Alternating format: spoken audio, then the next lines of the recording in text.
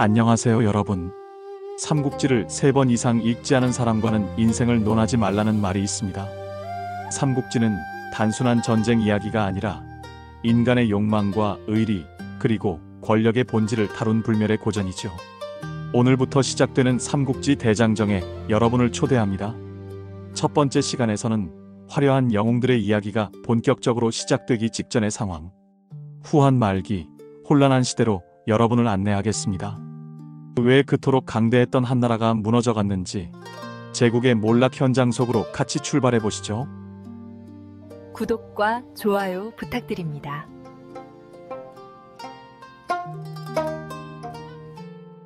서기 2세기 후반, 후한 제국은 겉으로는 여전히 거대했습니다. 하지만 그 속은 이미 썩어 문드러지고 있었죠. 문제는 황제의 권위가 사라진 데 있었습니다. 어린 황제들이 연이어 즉위하면서 실권은 환관과 외척의 손에 넘어갔습니다. 환관들은 궁궐 안에서 온갖 권력을 휘둘렀어요. 뇌물을 받고 관직을 팔았고 마음에 들지 않는 관리는 모함해서 제거했습니다. 외척들도 마찬가지였습니다. 황후의 친척이라는 이유만으로 높은 관직에 올랐죠. 이들은 환관들과 권력 다툼을 벌였습니다. 서로를 견제하고 제거하려 했어요. 조정은 권력 투쟁의 장으로 변했습니다. 당시 황제는 영제였습니다.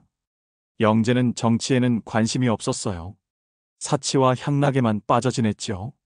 궁궐에 시장을 만들어 놓고 상인 놀이를 했다는 기록이 있습니다. 황제가 이런 지경이니 나라가 제대로 돌아갈 리 없었어요. 관리들의 부패는 극에 달했습니다. 지방 관리들은 백성들을 수탈했어요. 세금을 몇 배로 거두었습니다. 거둔 세금의 일부는 조정에 바치고 나머지는 자신들의 주머니로 넘어갔지요. 백성들이 항의하면 힘으로 짓눌렀습니다. 자연재해까지 겹쳤습니다.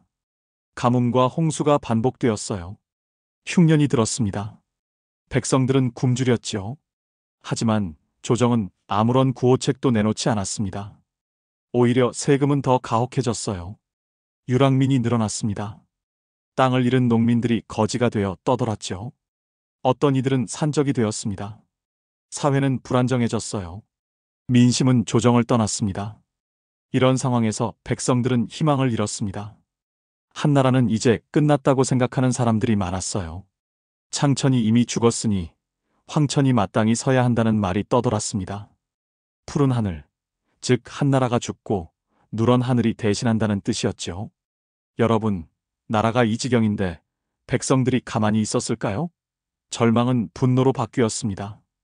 그 분노가 폭발하는 날이 머지않았죠. 혼란의 시대에는 늘 구세주를 자처하는 이들이 나타납니다. 후한 말에도 그런 인물이 있었으니 바로 장각이었습니다. 장각은 거록군 출신이었습니다.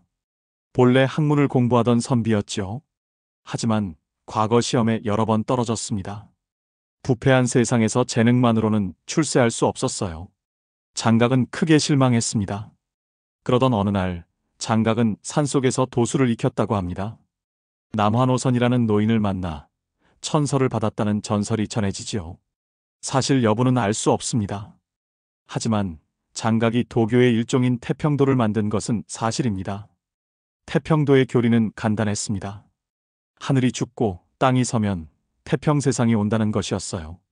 부패한 한나라가 망하고 새로운 세상이 열린다는 뜻이죠. 이 말은 절망에 빠진 백성들에게 큰 희망이 되었습니다. 장각은 뛰어난 연설가였습니다. 사람들 앞에서 열정적으로 설교했어요. 이 세상은 곧 끝난다. 하지만 우리는 새로운 세상을 맞이할 것이다라고 외쳤지요. 그의 말에는 힘이 있었습니다. 더 놀라운 것은 장각이 의술을 베풀었다는 점입니다. 병든 사람들을 치료해 주었어요. 부적을 태운 물을 마시게 했다고 합니다. 실제로 효과가 있었는지는 알 수 없지만 많은 사람들이 나았다고 믿었습니다. 소문이 퍼졌습니다. 장각이라는 대현인이 있다. 그가 병을 낫게 한다고 말이지요. 사람들이 몰려들었습니다. 장각의 명성은 날로 높아졌어요. 장각에게는 두 동생이 있었습니다. 장보와 장량이었지요. 이들도 형을 도와 포교 활동에 나섰습니다. 삼형제는 각지를 돌아다니며 신도들을 모았어요. 10년이 지나자 태평도 신도는 수십만 명에 이르렀습니다. 8개 주에 걸쳐 조직이 만들어졌어요. 각 지역마다 방이라는 단위로 나뉘었죠. 큰 방은 10,000명이 넘었고 작은 방도 수천 명이었습니다. 장각은 자신을 대현양사라고 불렀습니다. 위대한 현명한 스승이라는 뜻이었지요. 신도들은 그를 신처럼 떠받들었습니다. 장각의 말 한마디면 목숨도 바칠 각오가 되어 있었어요. 이렇게 거대한 조직이 만들어졌는데 조정은 눈치채지 못했을까요? 아니요, 몰랐습니다. 아니, 알아도 대수롭지 않게 여겼지요. 그저 종교단체쯤으로 생각했습니다. 이것이 얼마나 큰 실수였는지 곧 깨닫게 될 것입니다. 장각은 마침내 결심했습니다. 이제 때가 되었다고 판단한 것이죠. 새로운 세상을 만들 시간이었습니다. 그것은 바로 봉기, 혁명을 뜻했습니다. 서기 184년 초, 장각은 거사 계획을 세웠습니다. 목표 날짜는 3월 5일이었어요. 전국 각지의 신도들이 일제히 일어나기로 했죠. 황건을 머리에 두르고 봉기한다는 계획이었습니다. 황건, 즉 누런 두건은 상징이었습니다. 황천, 즉 누런 하늘을 뜻했죠. 한나라를 상징하는 푸른 하늘을 대신한다는 의미였어요. 모든 신도들이 황건을 착용하기로 했습니다. 이 때문에 이들을 황건적이라 부르게 되었죠. 장각은 치밀하게 준비했습니다. 각 지역방의 우두머리들에게 비밀리에 지시를 내렸어요. 무기를 준비하고 군량을 모으라고 했습니다. D-데이를 기다리라고 했지요. 하지만 세상에 완벽한 비밀은 없는 법입니다. 거사를 불과 한 달 앞둔 2월 사건이 터졌어요. 제자 중 한 명인 마원이가 밀고한 것입니다. 마원이는 낙양에 있던 신도였습니다. 그런데 갑자기 조정에 고발했어요. 장각이 반란을 일으키려 합니다. 3월 5일이 거사일입니다 라고 말했죠. 이유가 뭐였을까요? 역사서에는 명확히 나오지 않습니다. 어떤 이들은 보상을 노렸다고 하고 어떤 이들은 양심의 가책을 느꼈다고 합니다. 조정은 발칵 뒤집혔습니다. 영제는 즉시 대신들을 소집했어요. 이게 사실이냐? 어떻게 대응해야 하느냐고 물었습니다. 대신들도 당황했죠. 수십만 명이 동시에 일어난다니 상상도 못한 일이었습니다. 조정은 서둘러 대책을 마련했습니다. 낙양에 있는 태평도 신도들을 체포했어요. 1,000명이 넘는 사람들이 잡혔습니다. 신문을 받았고 많은 이들이 처형당했죠. 장각에게도 소식이 전해졌습니다. 계획이 탄로났다는 것을 알게 되었어요. 어떻게 해야 할까요? 포기할 수는 없었습니다. 이미 준비는 다 되어 있었고 뒤로 물러서면 전멸당할 것이 뻔했습니다. 장각은 과감한 결정을 내렸습니다. 거사를 앞당긴다. 3월 5일을 기다릴 수 없었어요. 2월 안에 시작하기로 했습니다. 급히 각지에 전령을 보냈지요. 창천이 이미 죽었다. 황천이 마땅히 서야 한다. 갑자년에 천하는 대길하리라.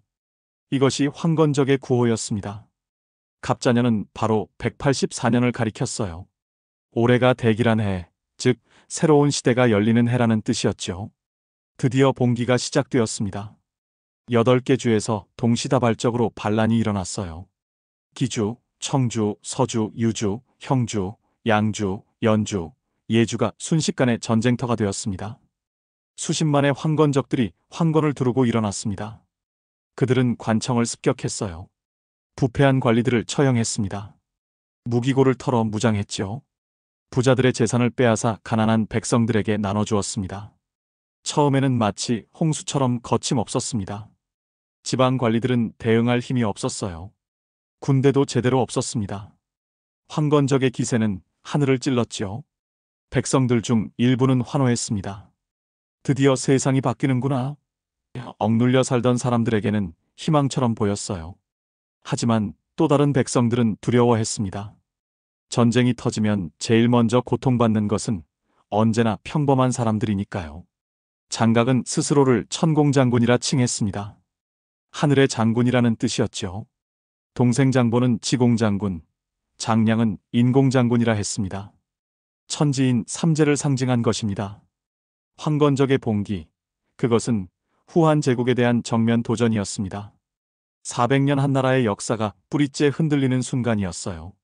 이 거대한 반란은 과연 어떻게 전개될까요?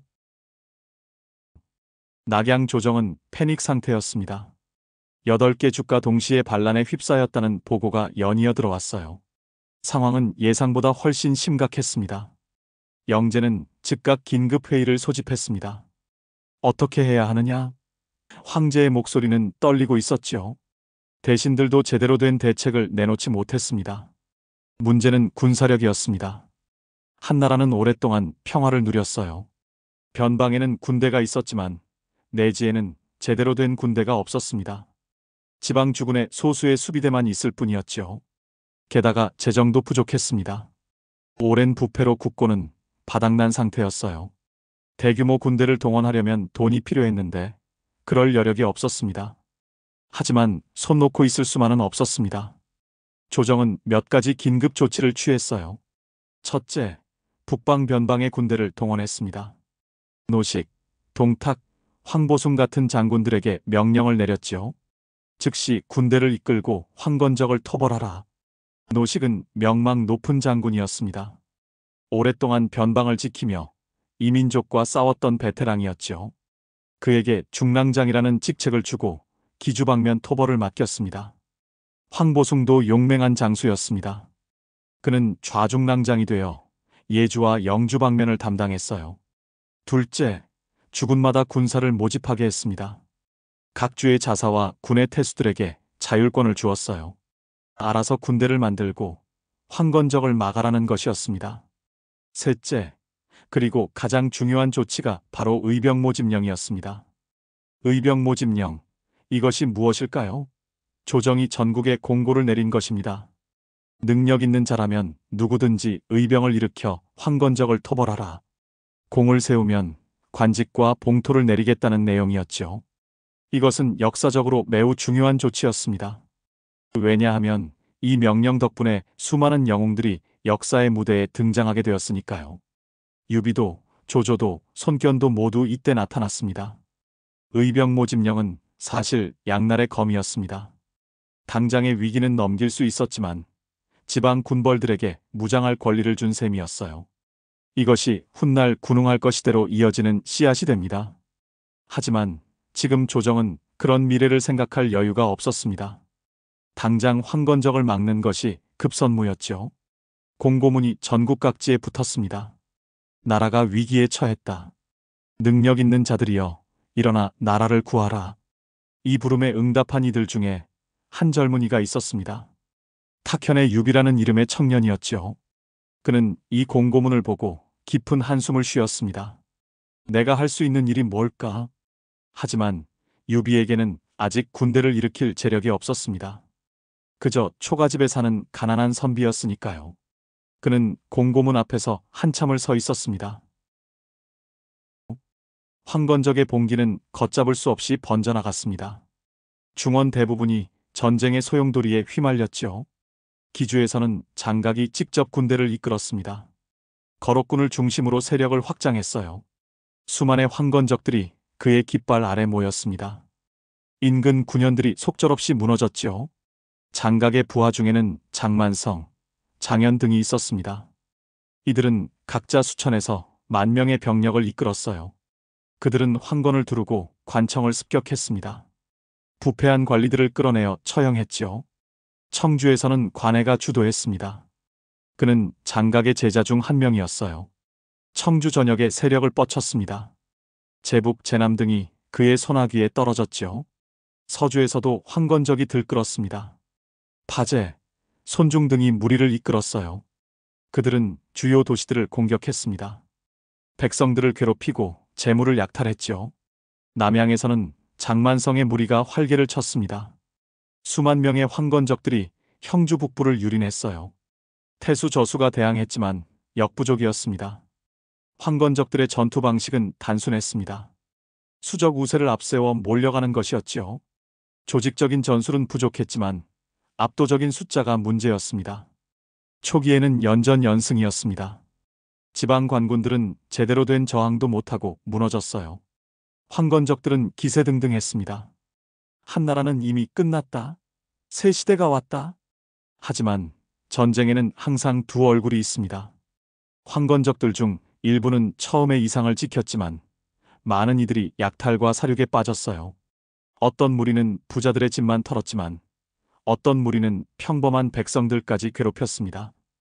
약탈한 재물을 백성들에게 나눠주지 않고 자기들끼리 나눠 가졌지요. 특히 문제는 통제력의 부족이었습니다. 장각이 모든 황건적을 직접 지휘할 수는 없었어요.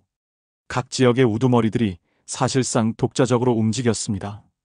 어떤 이들은 도적과 다름없는 행동을 했죠. 백성들의 반응도 갈렸습니다. 처음에는 많은 이들이 황건적을 환영했어요. 드디어 부패한 관리들에게 복수한다. 하지만 시간이 지나면서 실망하는 사람들이 늘었습니다. 이게 새로운 세상인가? 그저 더 큰 혼란일 뿐이 아닌가? 전쟁은 항상 죄 없는 백성들에게 가장 큰 피해를 줍니다. 농사를 지을 수 없게 되었어요. 밭은 버려졌고 곡식은 약탈당했습니다. 굶주림이 다가왔지요. 가족들은 흩어졌습니다.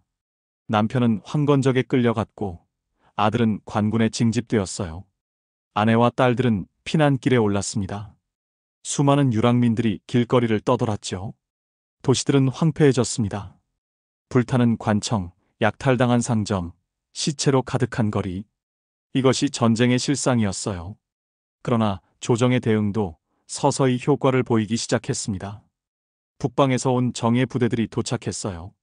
노식, 황보숭, 주준 같은 명장들이 각지로 파견되었습니다. 이들은 오랫동안 변방을 지키며 단련된 군인들이었습니다. 이민족과의 전투 경험이 풍부했죠. 규율도 잡혀 있었고 전투력도 뛰어났습니다. 노식은 기주로 향했습니다. 5만의 정예군을 이끌고 장각과 맞서기 위해서였죠. 황보숭과 주준은 남양으로 갔습니다. 그곳의 황건적들을 소탕하기 위해서였어요. 동탁도 서량의 군대를 이끌고 왔습니다. 그는 용맹한 기병대를 거느리고 있었죠. 이들 서량 기병은 전투력이 상당했습니다. 각 주에서도 의병들이 일어나기 시작했습니다. 의병 모집령에 응한 것이죠. 지역 호족들이 가산을 털어 군사를 모았습니다. 무술을 익힌 청년들이 모여들었어요. 전쟁의 양상이 서서히 변하고 있었습니다. 초기의 일방적인 황건적 우세는 끝났어요. 이제 본격적인 전투가 시작될 참이었습니다. 여러분, 과연 이 거대한 전쟁은 어떻게 끝날까요? 장각의 꿈은 이루어질까요? 아니면 한나라가 다시 한번 위기를 극복할까요? 의병 모집령이 전국에 퍼지자 각지에서 놀라운 일들이 벌어지기 시작했습니다. 수많은 젊은이들이 황건적 토벌에 나서겠다고 나섰습니다.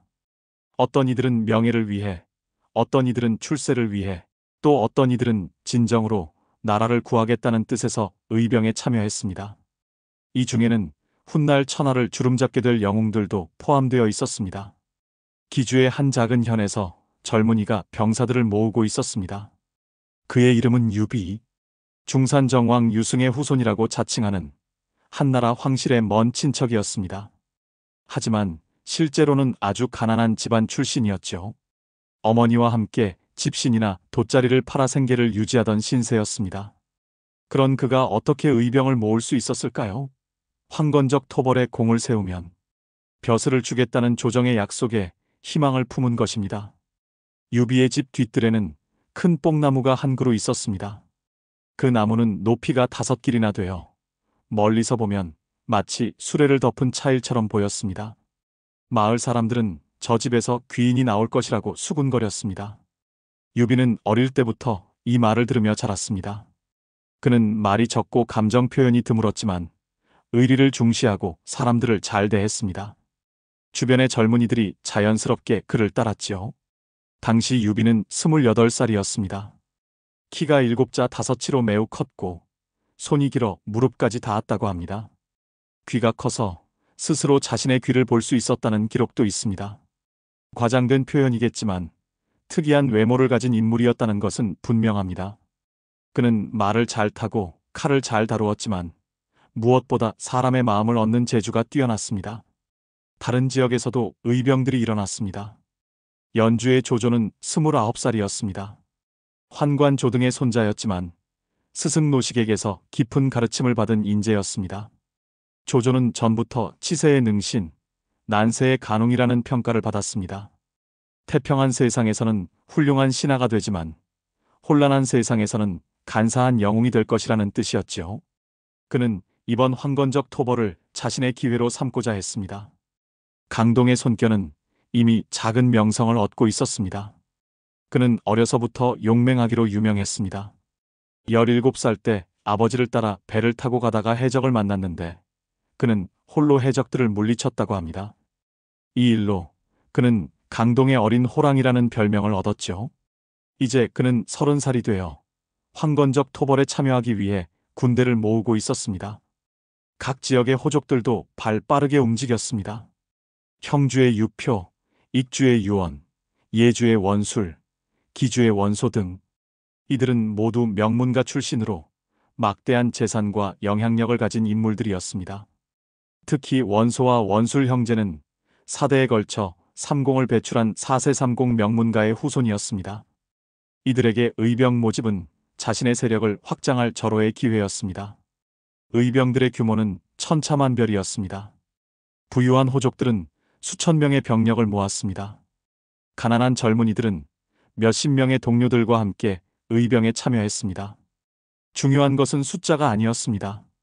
이 의병 모집 과정에서 수많은 사람들이 무장했고 각자의 지휘관을 중심으로 조직화되었다는 사실입니다. 조정의 통제를 벗어난 무장 집단들이 전국 각지에 생겨난 것입니다. 황건적 토벌은 명분이었습니다. 실제로 많은 의병들이 진심으로 황건적을 물리치고 나라를 구하려 했습니다. 하지만 동시에 이것은 자신의 세력을 키우고 명성을 얻고 권력을 잡을 기회이기도 했습니다. 누가 더 많은 공을 세우는가? 누가 더 강한 군대를 만드는가? 이미 황건적 토벌을 넘어선 경쟁이 시작되고 있었습니다. 서기 184년 봄, 중원의 하늘 아래서 새로운 시대가 태동하고 있었습니다. 황건적의 봉기는 한나라 멸망의 서곡이었지만 동시에 새로운 영웅들이 등장하는 무대이기도 했습니다. 유비, 관우, 장비, 조조, 손견. 이들의 이름은 아직 역사에 크게 알려지지 않았습니다. 하지만 곧 그들은 천하에 자신의 이름을 새기게 될 것입니다. 다음 이야기에서는 유비와 그의 두 의형제, 관우와 장비가 만나는 운명적인 순간을 다루게 됩니다. 다음 이야기가 궁금하다면 채널을 구독하고 좋아요를 눌러주세요.